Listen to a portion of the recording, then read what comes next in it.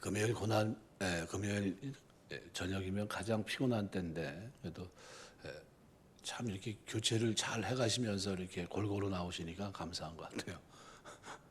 절대로 끝까지 나오시는 별로 없고 이렇게 교체를 참 잘하시는 것 같아요. 참 그래도 감사합니다. 오늘 이 세 가지 인간을 대하는데 어떻게 대해야 되느냐, 하나님의 복음 안에서 어떤 인간관계를 가지고 있어야 되느냐를 보여줍니다. 첫 번째는 우리가 복음을 전하는데 가장 중요한 것이 뭐냐면 저 사람처럼 돼야 된다는 겁니다. 뭘 포함하냐 하면 그들의 문화, 그들의 사고, 그들의 생각, 그들의 범주 속에서 같이 생활합니다. 예수님이 이 땅에 오셔서 하나님 복음을 전할 때 나를 쫓아오라 처음서부터 누구에게 다 그렇게 얘기한 적이 한 번도 없어요. 그들이 가지고 있는 생각 속에, 그들이 사는 생활 속에 들어가서 떡을 떼고 잔을 나누고, 그죠? 그러면서 심지어 어떻게 죄인들, 같이 할 수 없는 죄인들과 식탁 교제도 하시면서, 그리고 그들의 죄를 일깨워 주시면서 그들에게 왜 그리스도가 필요한지를 역설해 주십니다. 그래서 예수님의 사역의 첫 번째는 뭐냐면 같은 모양이 되셨다는 겁니다. 우리를 구원하기 위해서 우리 종된 형상을 입으십니다. 구원하기 위해서 제일 먼저 한 게 뭡니까? 낮추신 거예요. 어떻게 하면 저 사람들과 같이 될까? 그게 낮추신 게 뭡니까? 성육신입니다.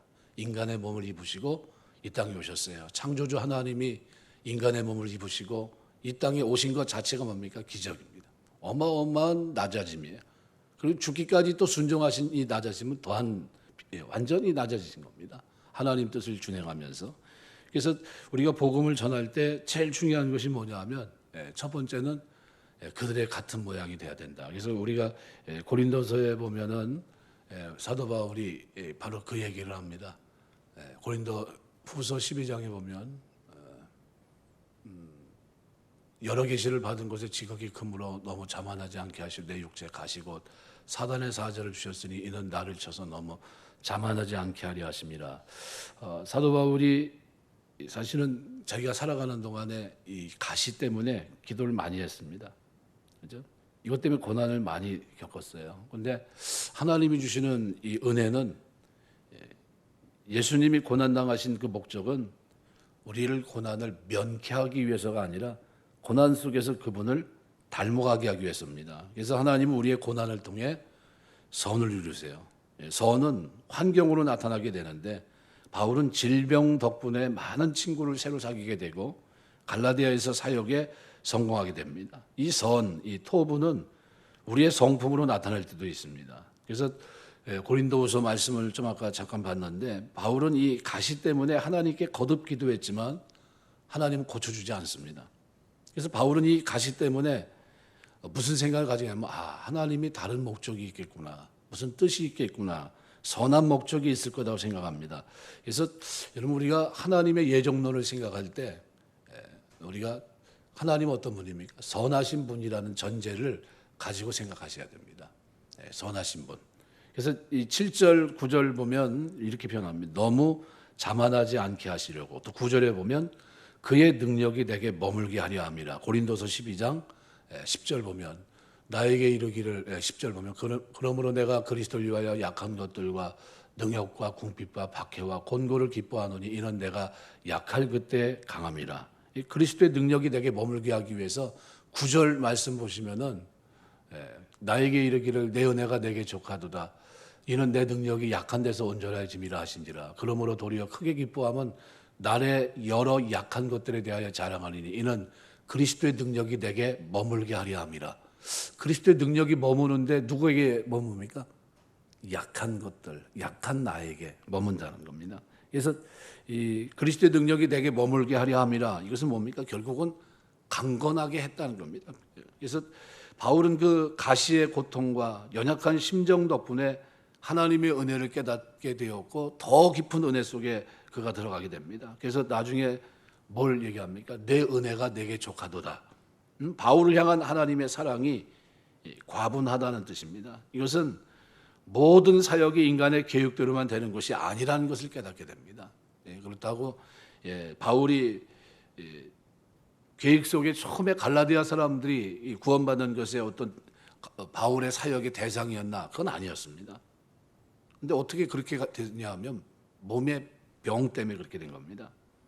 그래서 인간 계획은 바울의 계획 속에는 없었지만 인간 계획을 그래서 갖지 말아라 이런 뜻이 아닙니다. 하나님이 하나님의 방법으로 능력으로 일을 이루십니다. 그래서 우리의 지혜롭게 우리가 계획을 세워야 되겠지만 내가 가진 시간, 자원을 적절하게 계획성 있게 사용해야 됩니다. 그러나 뜻은 하나님께 맡겨야 돼요. 네, 바울처럼 하나님께 우리의 모든 인생의 길을 맡겨야 됩니다. 우리의 계획을 맡겨야 돼요. 하나님은 우리의 고난도 쓰시고 우리의 병든 것도 쓰시고 그죠? 우리의 약함도 쓰시고 그래서 하나님의 능력이 되게 머물게 하십니다. 그래서 이 가시는 그에게 겸손과 하나님 앞에서의 강건함 속에 살 수 있는 가시였습니다. 그래서 이 가는 곳마다 사도 바울이 잘한 것이 뭐냐 하면 다른 것보다도 바로 그겁니다. 12절 보면 내가 너희와 같이 되었은즉 너희와 같이 되었다 이겁니다. 이게 사실은 사역자들에게 가장 힘듭니다. 우리 오늘 여기 앞에 찬송했던 이 김홍준 사님이 이제 대학원 이제 졸업합니다 올해. 그리고 이제 목사 안수 받고 그다음에 선교 훈련, GMS 훈련을 받게 되고 우리 전 세계에 나가 있는 선교사들이 우리 합동 측에서 보낸 선교사가 한 2,600명 돼요. 2,600명 명수로 얘기하지만 사실은 가정이 가 있는 겁니다. 2,600 가정. 네. 어마어마하죠. 그래서 GMS 본부에서 일을 하게 되는데 아주 인도 선교사로 나가려고 이제 준비를 하고 이게 있습니다. 네. 그럼 가면 뭐부터 배워야 될까요? 예, 복음의 본질이 나에게 있고 이건 바뀝니까 안 바뀝니까? 이건 바꿀 수 없어요. 영원한 겁니다. 그죠? 이것 때문에 가는 겁니다. 이 복음의 본질은 바꿀 수 없어요. 하지만 그들의 사고나 문화나 생활 속에 들어가야 돼요. 제가 한번 미국 LA에 이제 갔는데 그 GMS 본부가 LA에 하나의 쉼터처럼 하나 만든 데가 있었어요. 거기서 우리가 잠깐 며칠 머무른 적이 있는데 거기서 우연치 않게 탄자니아에서 사역하시는 선교사님 한번 만났어요. 그분이 이제 GMS 소속돼 가지고 이제 움직인 분인데 마사이 마라 그 지역 거기 마사이족하고 같이 생활하고 사자가 있고 하는 그곳에서 생활했는데 가서 한 10년간 처음에 되게 힘들었던 걸 얘기하더라고요. 가서 뭘 먹어야 되는데 그 사람들은 뭘 먹냐면 생고기 먹어요. 짐승을 잡으면 그 문 막사 앞에 이렇게 걸어 놓습니다. 그리고 왔다 갔다 하면서 칼로다 이렇게 베어 먹어요. 그래서 뭐 이렇게 우리 같이 삶아 먹고 요리해 먹고 이런 건 별로 하지 않아요. 그거는 그냥 무슨 다른 이렇게 나무 같은 무슨 열매 같은 거 갈아서 이렇게 해 먹고 고기는 그렇게 먹는데요. 처음에 갔는데 배는 고픈데 먹긴 먹어야 되겠고 먹을 건 아무것도 없으니까 이거 주기는 그걸 주고 이거 먹긴 먹어야 될 거 아니에요. 복음은 전해야 되고 그래서 그걸 이제 처음 먹었는데 그렇게 접하면서 이제 고기 맛을 알아가기 시작했대요. 지금은 뭐 소고기를 먹든 양고기를 어디를 먹어도 딱 먹으면 씹으면 이게 어느 부위다 그거 안 돼요. 생고기로 날로 먹었으니까. 그거를 10년에서 15년 사역을 하고 나오니까 말 그대로 고기 도사가 됐대요. 그냥 날거로. 그래서 지금은 그 뭐 이렇게 좀 뭐 이렇게 우리가 말한 대로 불에다 구워 먹고 뭐 삶아 먹고 이런 것보다도 생으로 먹어야 맛을 압니다. 이렇게 얘기해요. 미국에 가면 먹을 게 많잖아요. 특별히 고기 종류는 굉장히 싸고 푸짐합니다. 그래서 먹을 수가 있는데 그분은 벌써 뭐 다르더라고요. 문화 속에 동화되는 겁니다. 그 속에 들어가서 그들의 문화, 언어, 그들의 생활 방식 다 봐야 돼요. 그리고 난 다음에 그 다음에 뭘 바꿉니까? 그들에게 이제 어떻게 복음을 전할 것인가, 그들의 언어로, 그들의 생각 속에 어떻게 하나님의 말씀을 전할 건가, 그거를 연구하는 겁니다. 그러면 그게 쉬운 일일까요? 어려운 일일까요?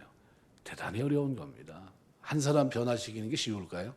말 그대로 하나님 복음도 전혀 알지 못하는 사람, 어느 부족은 문자도 없어요. 그냥 구전으로 말은 의사 표현을 하는데 그저 몇 개 단어가 되질 않아요. 그럼 뭐 되겠습니까? 전혀 안 되죠. 이런 것들을 가서 하는 거예요. 대단히 힘든 거죠. 그런데 그래서 오늘 사도 바울이 어떤 사람입니까? 이 사람이 여러분 아시는 대로 바리새인 중에 바리새인이에요. 율법을 가장 잘 지켰던 사람입니다. 그런 그 사람이 지금 이방 땅은 뭐예요? 이방 사람들은 말 그대로 개 취급했습니다. 그들의 기도문에 뭐가 나와 있냐면 하나님 내가 이방인으로 태어나지 않게 된 것을 감사합니다. 네, 개처럼 여겼어요. 저건 사람도 아니다. 저건 지옥의 땔감이다. 이렇게 생각했어요. 그런데 그 사람이 지금 복음을 가지고 어떻게 이방인의 구원을 위해서 나갑니다. 근데 그 복음을 전했는데 기쁨이 충만해요. 근데 가가지고 어떻게 해요? 예수님이 이 땅에 성육신하신 것처럼 자기도 바로 그들과 같이 됐다는 거예요. 그리고 난 후에 너희도 나와 같이 되기를 구한다 이렇게 얘기합니다. 나와 같이 된다. 그 얘기를 하고 있습니다. 그래서 처음에 사도 바울이 복음을 전할 때 제일 먼저 한 것이 뭡니까?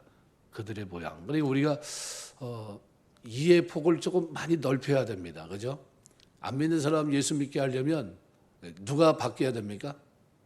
그 사람이 바뀌어서 와야 됩니까? 우리가 바뀌어서 그 속으로 들어가야 됩니까?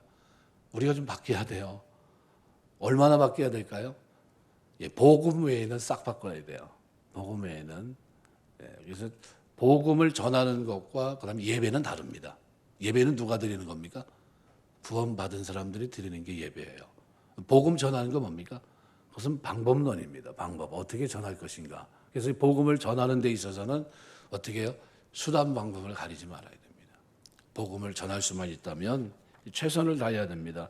그래서 거짓 선지자들이 전하는 방법이 틀리고 복음 전하는 사도 바울이 전한 복음이 틀려요. 그런데 그때 당시 사도 바울이 지금 얘기했던 것이 뭐냐 하면 아주 복음은 문화적으로 유연하다는 거예요. 그래서 복음 자체만 제외하고는 무엇이든지 융통성 있게 맞출 수 있다는 겁니다. 문화나 관습에 얽매이지 않아요. 그래서 이 사역의 지도자들은 복음을 전하려는 대상에게 다가가서 그 사람과 함께 어울려서 삽니다. 그들 방식을 따르며 그들을 사랑할 수 있어야 됐습니다. 그런데 행위를 통해 의의를 이루려고 한 율법주의적인 사고방식은 어때요? 이거는 융통성이 없습니다. 아주 소소한 일, 조그만 것까지 어떻게 해요? 행동의 규제가 있어요. 그건 안 돼, 이건 해야 돼. 뭐 하는 600여 가지 율법을 적용하려고 하는 겁니다. 그래야 구원이 있다. 이게 율법주의자들입니다. 바울이 전한 건 복음이고 율법주의자들, 예루살렘에서 내려온 사람들이 전한 거는 율법이에요. 율법. 율법은 구원의 방편을 준 게 아닙니다. 그런데 가만히 내려와서 그들이 그것을 전한 거예요. 바울이 그들에게 복음을 전했을 때 얼마나 복음의 사역이 그가 전한 것이 완전했는지 뭐라고 얘기합니까? 너희도 나와 같이 되기를 구한다. 바울이 만일 자신을 너희와 같이 되지 않고 나와 같이 되라고 얘기했다면 그것은 뭘까요? 교만이에요. 그죠? 접근성이 전혀 없어요. 저 사람 뭔데 자기처럼 되려는 거야? 근데 지금 어떻게 소통이 됩니다. 왜요? 아니까. 이미 자기들과 교류가 있어요. 그들에게 자기처럼 올바르라고 한 게 아니라 자기처럼 어떻게 해요? 기뻐하라고 한 겁니다. 기뻐하라. 그래서 그 얘기를 얘기하고 있고, 그 다음에 복음의 사역은 그래서 바울이 생각할 때는 어떻게 해요? 자기 프로그램대로 내가 기도한 대로 될 것이라고 생각했는데 하나님은 어떻게 해요?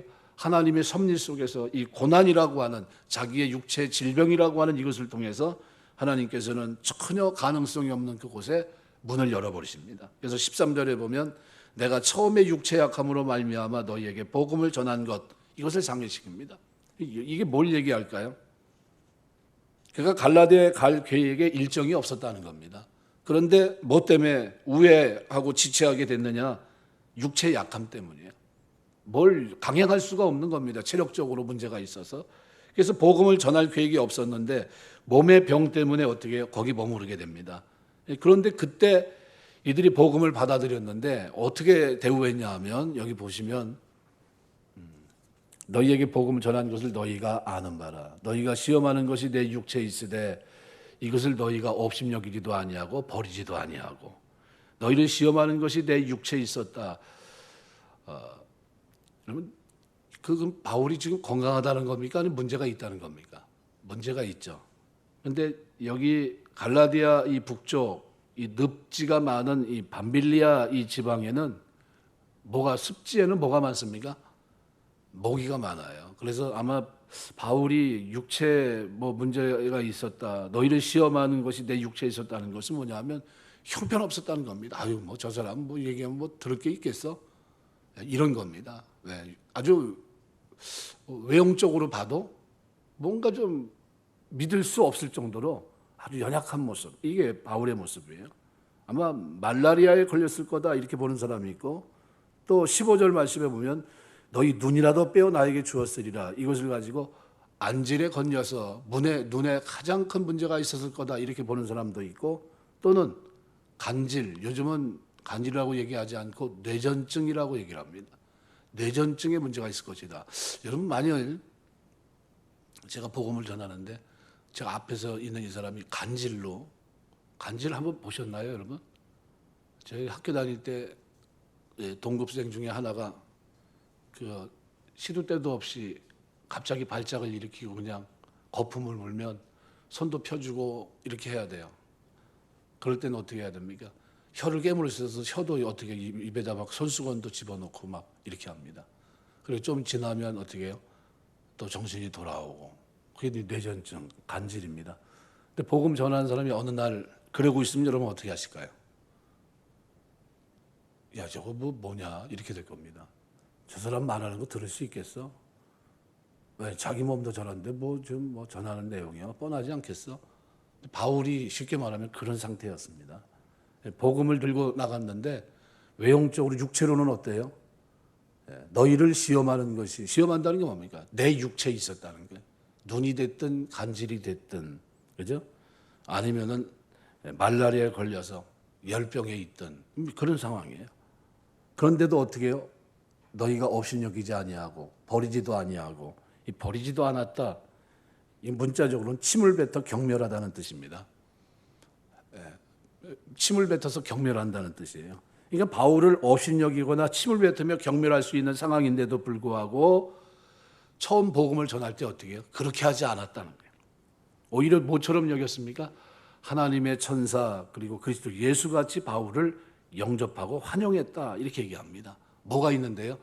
육체의 가시, 육체의 연약함, 믿을 수 없는 그 상황인데도 받아들여졌다는 거예요. 그래서 성경은 바울을 그리스도처럼 대했다고 했을 때 그 말은 바울을 그리스도로 여기면서 예배하고 추앙했다 이런 말이 아닙니다. 바울을 업신여기고 침을 뱉으며 경멸할 만한 조건을 가지고 있는데 그런 상태였는데도 갈라디아 지역 성도들이 바울이 전한 복음을 듣고 예수 그리스도를 만난 것처럼 바울이 가진 모든 한계와 약점을 조금도 문제로 여기지 않았다 이 얘기를 하고 있는 겁니다. 처음에 복음을 전했을 때 이게 언제 때 모습이냐면요 1970년도 80년도 그때 한국교회 모습이에요. 그때 어땠냐고요? 여러분 잘 아시잖아요. 목사님들을 뭐로 생각했습니까? 여러분 그때는 하나님의 사자라고 그랬어요. 이 강단 이 주변으로 얼씬도 하지 못했습니다. 그죠? 제가 거짓말하는 겁니까? 아니면 아마 제가 모르는 것까지 있을 거예요. 그죠? 이 앞에는 일체 그냥 꼼짝 못해요. 어디 누가 여기로 올라갑니까? 아이들 여기 올라갔다면 그냥 그날 말 그대로 반성문 써야 돼요. 큰일 납니다. 그 정도로 이렇게. 근데 그때 뭡니까? 천사의 말처럼 들어, 천사의 말. 말 한마디 해도, 그죠? 그걸 그냥 그렇게 받아주고, 그랬던 시대가 있습니다. 근데 어느 순간, 이제 한국교회가 이게 많이 바뀌었어요. 근데 갈라디아 교회는 처음에 사도 바울이 복음을 전했을 때는 바로 그런 모습이 있었어요. 바울을 그렇게 육체적으로, 저건 안 돼. 그 경멸할 만한 그런, 침을 뱉으며 경멸할 만한, 업신여길 만한 그런 모습인데도 어떻게 해요? 천사처럼 바울처럼 예수님처럼 영접했다는 거죠. 이것이 오늘 제가 여러분에게 혹시 살아가는 동안 조금 부족한 모습이 있어도 여러분이 저를 그렇게 덮어주시길 주의 이름으로 부탁을 드립니다. 이게 굉장히 중요해요. 그래서 저는 신앙적으로 여러분이 제가 언제 가슴이 가장 아픈가 하면 교회 목사가 인간이기 때문에 부족한데 부족한 목사의 어떤 면면들을 보면서 교회를 떠나갈 때 그때 가슴이 미어져요. 절대로 이 부족한 사람 때문에 복음은 어때요? 덮어주고 천사처럼 어떻게 해요? 예수님처럼 영접하는 겁니다. 그런 너그러움이 여러분에게 있게 되시길 주의 이름으로 축원합니다. 예, 이게 신앙 안에서 진짜 필요한 거예요. 지금 이 시대에 이게 지금 사라져가고 있어요. 조금만 문제가 있으면 상처받아서 누구 때문에 가요? 교회 목사 때문에. 그 목사가 뭐를 그렇게 잘못했는지 그 목사가 그렇게 문제가 돼요. 근데 말 그대로 좀 목사가 좀 살이 찌면 사람이 좀 거만해 보인다라고, 목사가 마르면 사람이 아주 날카롭게 보인다 그러고, 이게 뭐 코에 갇히면 코에 코 걸리고 뭐 그냥 거는 대로 걸리는 거예요. 그냥 좋게 생각하셔야 되는데 안 좋은 쪽으로 자는 시각으로 자꾸 봐요. 이게 은혜가 안 되는 겁니다. 절대 신앙에 도움이 안 돼요. 여러분, 이 복음 안에서 어떤 식으로요? 이 좋은 쪽으로. 그래서 주님의 이름으로, 주님 때문에 바울을 축복하고 사랑하고 아껴서 자신들의 소중한 눈이라도 뽑아 바울에게 주려고 했을 만큼 그를 사랑하고 소중히 여겼던 겁니다. 이것이 사람을 대하는 복음 안에서의 두 번째 자세예요. 첫 번째는 뭐라고요? 그 사람들 삶의 문화 속에 동화되는 거. 두 번째는 어떻게 해요? 복음 안에서 사랑으로 천사처럼 예수님처럼 영접해 주는 거예요. 이게 복음 안에서의 아름다운 모습이에요. 근데 또 한 가지 모습이 있습니다. 오늘 본문에는 어떤 모습이 있냐면 바로 해산하는 수고를 하는 모습이 있어요. 이 세 가지 모습을 오늘 본문에서 조명하고 있는 겁니다. 사도 바울이 나는 어떤 사람인가? 나는 복음 안에서 너희 같은 모양으로 된 사람이다. 너희를 아무쪼록 한 영혼을 구원할 수 있다면 고린도서 9장 말씀대로 약한 자를 만나면 약한 자 되고, 율법 없는 자를 만나면 나는 율법이 있지만 율법 없는 자 너희를 만나서 아무쪼록 구원할 수만 있다고 한다면 나는 너희의 모양을 가지겠다는 거예요. 이게 바울의 심정입니다.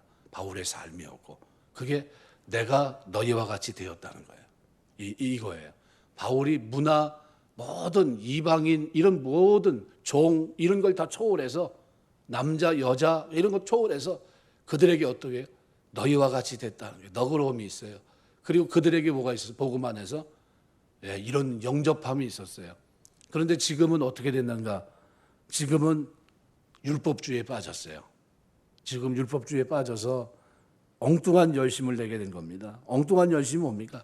613가지 율법을 지키고 할례를 받고 뭔가 좀 옷도 좀 다른 거 입고, 랍비들이 쓰는 그 칼이 이거 모자, 빨간 모자도 좀 쓰고 뭐 이렇게 되면 뭐 좀 구원받는 것 같잖아요.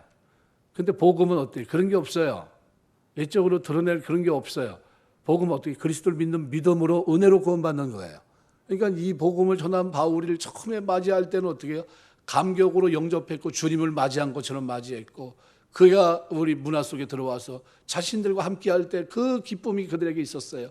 그것이 복이었고 그것이 기쁨이었는데, 그 복과 기쁨을 어느 순간 누가 예루살렘에서 내려온 사람들이 그릇된 얘기를 해가지고 그 말에 속아서 어떻게 해요? 그들이 그만 그것을 잃어버린 거예요. 그때 바울의 심정이 어땠을까요? 어떻게 말로 표현할 수 없죠. 그래서 그 모습을 해산하는 여인에 비교해서 여기다 써놓고 있는 겁니다. 해산하는 여인. 여러분, 해산하는 수고는 어떤 수고를 말할까요? 진통하는 산모, 자녀를 낳으신 분들은 다 아시겠지만 세상에서 가장 큰 아픔이 뭡니까? 해산하는 아픔이에요. 제가 그래도 남자로서 아파야 될 거는 몇 개 아파봤어요. 두 가지는 제가 해봤거든요. 맹장이 터진 거, 그죠? 복막염으로 제가 병원에 가가지고 보호자 없이 가가지고 응급실에 들어가서 나 여기 지금 너무 아파서 왔다고. 오늘서부터 신방해야 되는데 좀 보자고. 그랬더니 이게 그 주치의가 인턴이 이렇게 만져보더라고요. 그러더라고요. 혼자 왔냐고 그러더라고요. 혼자 왔다고. 근데 일단 병실부터 잡아줄 테니까 올라가 있으라고 그러더니 좀 있다가 보호자 안 오냐 그래서 보호자 이제 나중에 나올 거라고. 왜 그러냐 했더니 수술해야 될 것 같다고. 이렇게 해보더니 터졌대요. 그랬더니 원래는 어떻게 해요? 보호자가 있어야 수술하잖아요. 근데 급하니까 어떻게 하냐면 이따 오는 거 맞냐고 그래. 맞다고. 그 말 믿고 그냥 해버리더라고요. 왜냐하면 이게 터져버렸으니까. 엉겨붙어가지고 그게 잘못하면 어떻게 해요? 썩어요. 그럼 죽는 겁니다. 잘못하면. 그래서 그날 그렇게 수술을 했는데 그때 그 전날 주일날이었거든요. 제가 이제 새벽 설교를 해야 되고 하루 종일 주일 다 끝나고 그 월요일서부터 이제 대신방인데 그래서 대신방 하기 전에 너무 아파서 들렸어요. 그래서 제가 그 고통을 압니다. 근데 그거보다 몇 배 아픈 게 뭐예요? 해산의 고통이에요. 근데 그거 말고 제가 또 하나 겪은 게 있습니다. 이게 뭐냐 하면 결석, 요로결석. 그 만만치 않던데요, 그것도. 그 아주 그냥 제가 저 군대에서 나온 그 모포 잡고서 우리 집사람 자는데 발로 막 진짜 밉더라고, 그날은. 나는 아파 죽겠는데 잘 자요. 그래서 추면서 나 좀 죽겠다. 어떻게 좀 해봐라. 그래도 당신이 알아서 해라. 당신이 알아서 하나마나 이게 지금 뭐 보통 아픈 게 아닌데 이게 식은땀은 저리 가네요. 뭐 쓰시는데 힘들더라고요. 그 다음 날 또 갔어요. 그 다음 날 가가지고 동선병원에서 레이저로 꽝꽝 치면서 그 깨는데 정신이 하나 없더라고요. 2번 당해봤습니다. 2번. 근데 이 해산하는 수고를 제가 설명드리다가 이 얘기를 했는데 진통 중에 이제 산모가 얼마나 아프겠어요. 근데 아이가 태어났습니다. 그런데 내가 얘를 어떻게 해서 낳은 아이인데 너무 아까워서 어떻게 해요? 독립체로 살아가는 거 내가 원하지 않는다. 다시 저 태아를 갖다가 안으로 집어넣어야 되겠다. 자궁 안으로 넣어야 되겠다. 이렇게 생각하는 산모가 있습니까? 그럼 정신병자예요. 그죠?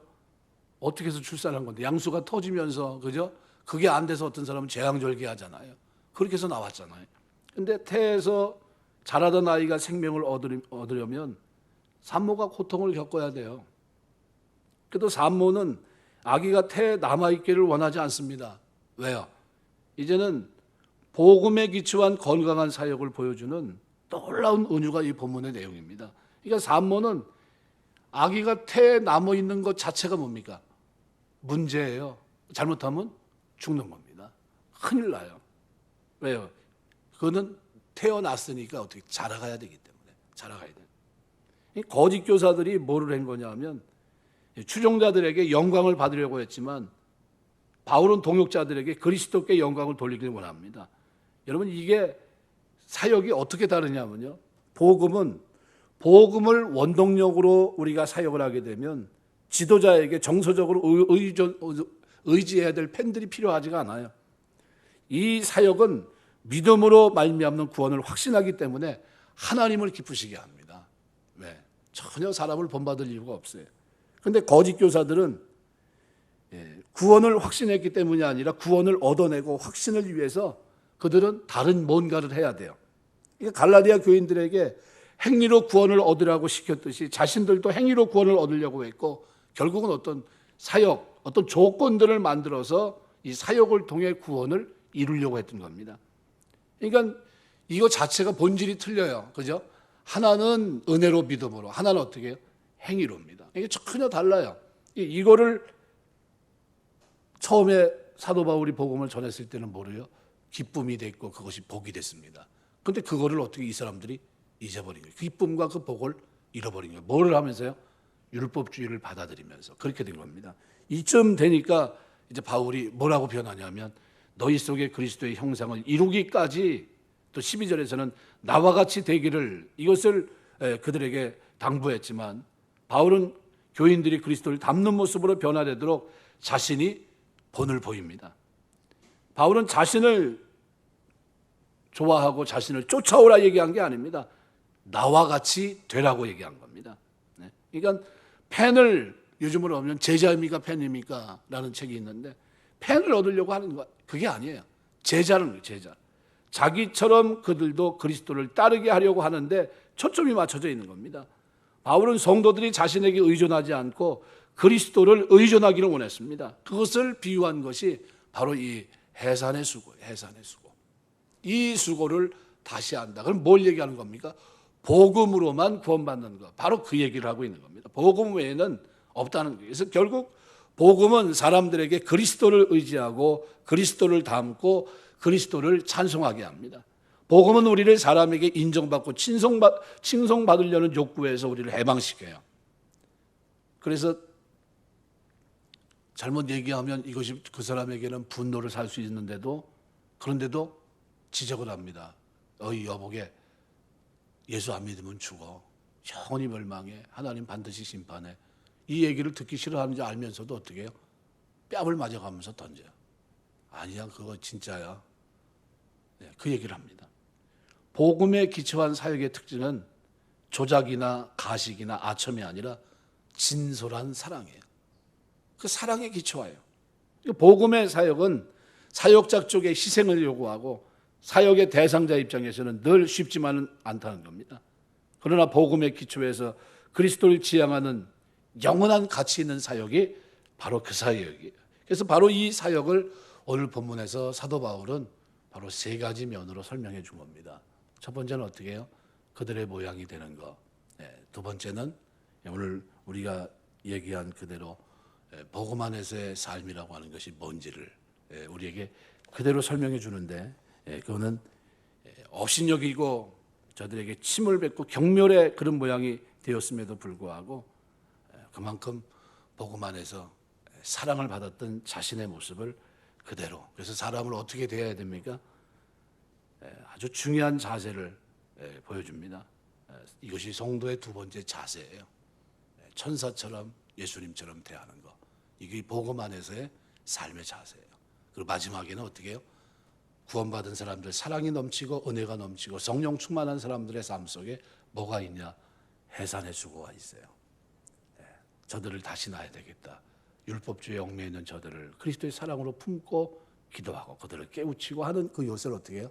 재생산하는 그 일, 바른 믿음 가운데 그들을 세우는 그 일을 위해서 최선을 다하는 이 세 가지 모양을 오늘 본문에서 기록하고 있는 겁니다. 바울은 그래서 갈라디아 교인들에게 해산의 수고를 합니다. 최선을 다해요. 다시 복음의 본질로 그들이 돌아와서 어떤 사람이요? 처음에 자기를 어떻게 해요? 영접하며 복과 기쁨으로 느꼈던 그 삶의 구조로, 율법을 지켰기 때문에 구원받는 모습이 아니라 율법이 없어도 오히려 그리스도를 믿는 믿음 안에서 은혜로 구원받은 그것으로 인해서 기뻐하고 그것이 복인 줄 알고 그렇게 영접하고 사람을 향해서 같은 모양이 되고 그리고 해산의 수고를 하는 그 모습으로 살아가는 그 모습을 오늘 본문에서 우리에게 말씀합니다. 여러분은 어떤 모습입니까? 나오면 나고 말면 말지 뭐. 이런 모습이 아니에요. 이런 모습이 되면 안 된다는 거죠. 교회 구성원이 된 오늘 우리가 꼭 가져야 될 것은 뭡니까? 천사처럼. 어떤 사람을 천사처럼 얘기한 겁니까? 형편없는 몰골을 가지고 들어온 그 사람을 천사처럼, 누구처럼요? 예수님처럼 영접했다는 거예요. 이것이 교회 성도들의 본질이에요. 그래서 아브라함이 부지 중에 천사를 영접하는 그 장면을 여러분 우리 마음속에 소중히 간직하고 계셔야 돼요. 어느 곳에 가서도 우리는 어떤 사람입니까? 교만한 사람이 아니라 섬길 줄 아는 사람이에요. 낮아지면서 복음으로 그들을 어떻게 해요? 낳을 수 있는 사람들, 복음을 삶으로 구현해내는 사람들, 이런 모습이 오늘 그리스도인입니다. 이것이 구원받은 하나님의 백성들의 삶의 진정한 모습이에요. 복음 안에서. 그래서 이 세 가지 모습이 저와 여러분의 신앙생활 속에, 교회 생활 속에, 이웃과의 관계 속에서 아름다운 모습으로 나타나게 되시길 주의 이름으로 축원합니다. 기도하겠습니다.